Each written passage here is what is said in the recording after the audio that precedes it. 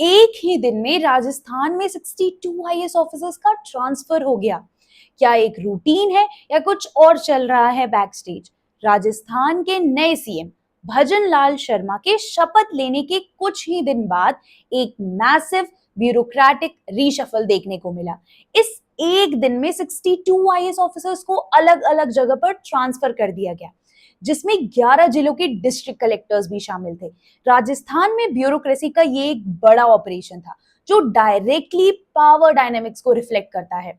ऐसे रीशफल कभी कभी टेक्निकल और एडमिनिस्ट्रेटिव जरूरत के तहत किए जाते हैं, लेकिन जब ये मास लेवल पर होता है और इलेक्शन के बाद होता है तो पब्लिक भी पूछती है ये सिस्टम के लिए है या पॉलिटिक्स के लिए। ये सिर्फ राजस्थान तक सीमित नहीं है। 2023 में मध्य प्रदेश, छत्तीसगढ़ और कर्नाटका में भी सरकार बदलते ही इसी तरह टॉप लेवल ब्यूरोक्रेट्स बदल दिए गए।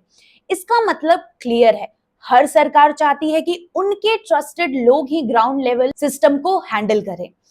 तो ये सिर्फ एक एडमिनिस्ट्रेटिव फॉर्मेलिटी है या पॉलिटिकल लॉयल्टी का रिवॉर्ड या पनिशमेंट सिस्टम है? आईएएस कौन बनता है और ये इतना पावरफुल क्यों होता है? आईएएस ऑफिसर बनना सपना होता है लाखों यूथ का। हर साल 10 लाख से ज्यादा स्टूडेंट्स यूपीएससी एग्जाम देते हैं, जिसमें से सिर्फ 180 टू 200 लोग ही आईएएस बनते हैं। ये ऑफिसर्स डायरेक्टली सरकार की पॉलिसीज को जमीन पर लागू करते हैं, डिस्ट्रिक्ट लेवल पर डिसीजन मेकिंग करते हैं और पब्लिक वेलफेयर प्रोग्राम्स को इम्प्लीमेंट भी यही करते हैं। एक आईएएस ऑफिसर डीएम या कलेक्टर बनकर एक पूरे शहर का हेड बन जाता है। पुलिस, एजुकेशन, पीडब्ल्यू, हेल्थ, सब डिपार्टमेंट्स उनके अंडर आते हैं। ये वो पोस्ट है जहां पावर भी है एंड रिस्पॉन्सिबिलिटी भी, लेकिन पावर तभी टिकती है जब एक आईएएस ऑफिसर को उस जगह पर काम करने का समय मिले। अगर हर 6 से 8 महीने में उनका ट्रांसफर कर दिया जाएगा तो ना प्लानिंग पूरी होती है और ना कोई अकाउंटेबिलिटी सेट हो पाती है। और राजस्थान के केस में ज्यादातर ट्रांसफर्स पॉलिटिकल सिग्नल्स हैं, ना कि एडमिनिस्ट्रेटिव नेसेसिटी। इस रीसेंट रीशफल में कुछ हाई प्रोफाइल नेम्स थे, जैसे अखिल अरोड़ा जो फाइनेंस एडिशनल चीफ सेक्रेटरी थे, उन्हें शिफ्ट करके PHED public health engineering department में भेजा गया। वैभव गलरिया ने उनकी जगह फाइनेंस डिपार्टमेंट में संभाली। आनंद कुमार जो होम डिपार्टमेंट के एसीएस थे, उनको फॉरेस्ट एंड एनवायरमेंट डिपार्टमेंट में भेजा गया। 11 कलेक्टर्स बदल दिए गए, जिनमें कोटा, जोधपुर, राजसमंद जैसे बड़े डिस्ट्रिक्ट शामिल हैं। इस रीशफल में एक और इंटरेस्टिंग बात ये थी कि कुछ ऑफिसर्स को एडिशनल चार्ज भी दिया गया। इससे लगता है कि कुछ पोस्टिंग सिर्फ सिंबॉलिक है एंड रियल कंट्रोल सिर्फ कुछ ही ऑफिसर्स के पास है। जब नई सरकार आती है तो अपने ट्रस्टेड ब्यूरोक्रेट्स को की पोजीशंस पर लाना एक कॉमन प्रैक्टिस है, पर पब्लिक के नजर में सवाल उठता है कि क्या ये मेरिट बेस्ड है या सिफारिश बेस्ड? ट्रांसफर्स रूटीन प्रोसेस या पॉलिटिकल टूल? थ्योरेटिकली ट्रांसफर्स एक रूटीन का हिस्सा होते हैं। ऑफिसर्स को प्रमोट होने पर परफॉर्मेंस बेसिस पर या एडमिनिस्ट्रेटिव रोटेशन के तहत बदला जाता है। हर स्टेट में एक सिविल सर्विसेज बोर्ड होती है, ये डिसाइड करती है कि किसको कब और कहां ट्रांसफर करना है। लेकिन जब एक सरकार नए सीएम के आते ही एक दिन में 60 प्लस आईएएस ऑफिसर्स बदल देती है तो ये सिर्फ रूटीन नहीं लगता, ये एक पॉलिटिकल क्लिंजिंग लगता है, जिसमें पुरानी सरकार के क्लोज ऑफिसर्स हटा दिए जाते हैं और नए लोग लाए जाते हैं। ऐसे में डेमोक्रेसी की न्यूट्रल बैकबोन यानी ब्यूरोक्रेसी कॉम्प्रोमाइज हो जाती है। जैसे आईपीएल में टीम चेंज होती है, वैसे ही आईएएस टीम्स भी पावर के साथ बदल दी जाती हैं। ये ना तो पब्लिक के लिए अच्छा है ना सिस्टम के लिए। एक सिस्टम तभी अच्छा काम करता है जब उसमें कॉन्टिन्यूटी हो, विजन हो और पॉलिटिक्स कम हो। ट्रांसफर का इम्पैक्ट ऑफिसर ही नहीं, पब्लिक अफेक्टेड होती है। जब एक आईएएस ऑफिसर का ट्रांसफर होता है तो सिर्फ उसका ऑफिस नहीं बदलता, पूरे शहर का डायरेक्शन बदल जाता है। क्या आपको पता है कि कलेक्टर बदलते ही काफी सारे लोकल प्रोजेक्ट स्लो हो जाते हैं या पूरी तरीके से बंद हो जाते हैं? एग्जाम्पल लो अजमेर स्मार्ट सिटी का। अजमेर में पिछले 3 सालों में 4 डीएम बदले गए। हर ऑफिसर अपना एक विजन लेकर आया, पर किसी को काफी समय ही नहीं मिला काम पूरा करने का। Result, smart city project delay पे डीले चला गया। जब ऑफिसर्स को बार बार बदला जाता है तो अकाउंटेबिलिटी का कॉन्सेप्ट भी खत्म हो जाता है। Public grievance redressal, health drives, flood management सब हाफ हार्टेड बन जाते हैं। ये तब और खतरनाक हो जाता है जब एक नेचुरल डिजास्टर आए और नए ऑफिसर को ग्राउंड रियलिटी समझाने में वक्त लगे। एक और मुद्दा होता है ऑफिसर्स का मोरल। जब एक ऑनेस्ट ऑफिसर्स को बिना रीजन के ट्रांसफर कर दिया जाए तो उनमें फियर, फ्रस्ट्रेशन और हेल्पलेसनेस बढ़ जाता है। इस सिस्टम में कोई भी public serving long term vision टिक नहीं पाता। आईएएस और पॉलिटिकल पावर, कौन किसको चला रहा है? ये डिबेट पुरानी है। क्या आईएएस सरकार चलाती है या सरकार आईएएस को चलाती है? थ्योरी के मुताबिक आईएएस एक इंडिपेंडेंट बॉडी है जो लॉ के हिसाब से काम करती है, पर ग्राउंड पे पिक्चर कुछ और है। ऑफिसर्स को समझा दिया गया है कि अगर सीएम या मिनिस्टर से पंगा लिया तो कल ट्रांसफर ऑर्डर मिल जाएगा। ये डर ऑफिसर्स को पॉलिटिकली पिलायबल बना देता है। एग्जाम्पल अशोक खेमका हरियाणा से। उन्होंने लैंड स्कैम एक्सपोज किया और उनका रिवॉर्ड 54 से ज्यादा ट्रांसफर्स। ये सिस्टम ऐसे ऑफिसर्स को प्रमोट करता है जो यस मैम बोले, तो पॉलिसी या करप्शन के अगेंस्ट आवाज उठाए उन्हें आउट कर दिया जाता है। पॉलिटिकल पावर हर डिसीजन में घुस चुकी है। ये अंडरमाइन करता है पूरे डेमोक्रेटिक फ्रेमवर्क को। आईएएस ट्रांसफर्स, सुप्रीम कोर्ट ने क्या कहा था?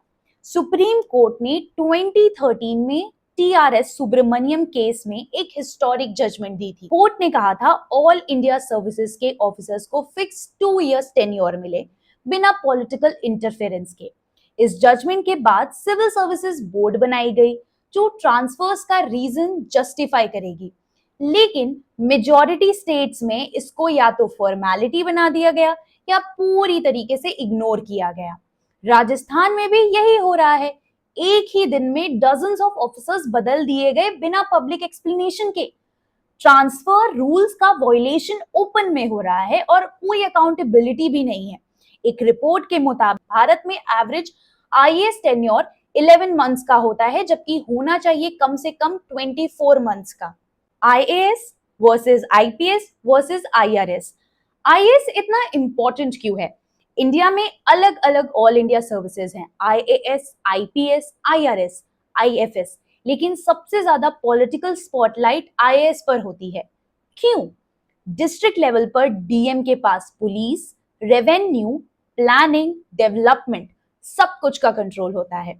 आईपीएस, पुलिस भी उनके अंडर काम करते हैं। आईआरएस टैक्स या फिर IFS foreign services officers central में फोकस्ड होते हैं, पर आईएएस पूरा डिस्ट्रिक्ट चलाते हैं। इसलिए पॉलिटिकल पार्टीज के लिए सबसे इंपॉर्टेंट होता है आईएएस नेटवर्क, उनकी पोस्टिंग, उनकी लॉयलिटी और उनका इन्फ्लुएंस हर जगह है। पार्ट 9, ब्यूरोक्रेसी और सिटीजन्स का टूटा रिश्ता। आम आदमी का आईएएस से डायरेक्ट कनेक्शन होता है। राशन कार्ड बनवाना हो, रोड रिपेयर कंप्लेन हो या हॉस्पिटल में ऑक्सीजन बेड चाहिए हो, सब कलेक्टर और डिस्ट्रिक्ट लेवल ऑफिशियल्स के थ्रू सॉल्व होता है। लेकिन जब हर 6 महीने में डीएम बदल जाए तो सिस्टम का इंटरफेस वीक हो जाता है। पब्लिक को हर बार नए ऑफिसर से दोबारा सब एक्सप्लेन करना पड़ता है और हर नए ऑफिसर पुरानी कंप्लेंट्स को रिव्यू भी नहीं करते। Result, citizen frustration, grievance fatigue और ट्रस्ट डेफिसिट। यही वजह है कि लोग कहते हैं ब्यूरोक्रेसी पब्लिक की नहीं, पॉलिटिक्स की सर्वेंट बन चुकी है। Part 10, real life IAS stories, जब ऑफिसर्स सिस्टम से हार गए। जब हम आईएएस ऑफिसर की बात करते हैं तो आमतौर पर एक पावर फिगर दिखाई देता है, लेकिन असल कहानियां बताती हैं कि ये पावर के साथ कितना प्रेशर आता है और कैसे सही काम करने वाले ऑफिसर्स को सिस्टम से लड़ना पड़ता है। एग्जाम्पल, दुर्गा शक्ति नागपाल केस। उन्होंने इलीगल सैंड माइनिंग माफिया के अगेंस्ट एक्शन लिया और उनका सस्पेंशन ऑर्डर तुरंत आ गया। पॉलिटिकल प्रेशर ने एक ऑनेस्ट ऑफिसर को साइडलाइन कर दिया। पब्लिक आउटरीच के बाद उनका सस्पेंशन रिवर्ट हुआ, लेकिन सिग्नल क्लियर था, सिस्टम के खिलाफ मत जाओ। सेकेंड केस था अशोक खेमका। उन्होंने रॉबर्ट वद्रा लैंड डील जैसे केसेस एक्सपोज किए। रिवॉर्ड 50 से ज्यादा ट्रांसफर। एक ऑनेस्ट ऑफिसर को हर बार एक नई कुर्सी दी गई, लेकिन काम नहीं करने दिया गया। ऐसे केसेस दिखाते हैं कि आईएएस ऑफिसर की लड़ाई सिर्फ लोगों से नहीं होती, उन्हें अपने सिस्टम से भी लड़ना पड़ता है। पार्ट 11, आईएएस ऑफिसर्स का मेंटल बर्नआउट, चमकते चेहरे के पीछे का सच। आईएएस बनना एक प्रेस्टिजियस ड्रीम है, बट उस ड्रीम के पीछे स्ट्रेस, प्रेशर और इमोशनल ब्रेकडाउन छुपा होता है। हर नया पोस्टिंग एक नए शहर, एक नया कल्चर और एक नई पॉलिटिकल एक्सपेक्टेशन लेके आता है। मेंटल हेल्थ सर्वेस दिखाते हैं कि ब्यूरोक्रेसी में डिप्रेशन, एंजाइटी और बर्नआउट काफी कॉमन है, लेकिन उस पे बात करने वाले कम हैं। फैमिली लाइफ डिस्टर्ब हो जाती है, बच्चों का स्कूल बार बार चेंज होता है और ऑफिसर्स अपने काम से ज्यादा सिस्टम से लड़ने में थक जाते हैं। जब एक ऑफिसर को बिना वजह हर 8 से 10 महीने में ट्रांसफर कर दिया जाता है, सेल्फ वर्थ, मोटिवेशन और कमिटमेंट सब गिरने लगता है और इससे सिर्फ ऑफिसर नहीं, देश की एडमिनिस्ट्रेशन भी सफर करती है। Part 12, civil services reforms. System को सुधारने का टाइम आ गया है। अगर भारत को 2047 तक एक ग्लोबल सुपर पावर बनना है तो ब्यूरोक्रेसी का रिफॉर्म होना जरूरी है। कुछ स्टेप्स हैं जो अब लेना चाहिए। फिक्स टेन्योर, लॉ को कॉन्स्टिट्यूशनल बैकिंग मिले, ट्रांसफर ऑर्डर्स और उनका जस्टिफिकेशन पब्लिक पोर्टल पर दिया जाए, सिविल सर्विसेज बोर्ड को सीएम ऑफिस के कंट्रोल से निकाला जाए, ऑफिसर्स के काम का एनुअल पब्लिक ऑडिट हो जैसे एमएलए या एमपी का होता है। एक और पावरफुल सोल्यूशन हो सकता है पीपल्स ब्यूरोक्रेसी स्कोर कार्ड, जहां लोकल लोग रेट करेंगे उनका डीएम या एसपी कितना काम करता है। इससे पब्लिक इन्वॉल्वमेंट बढ़ेगा और पॉलिटिकल इंटरफेरेंस कम होगा।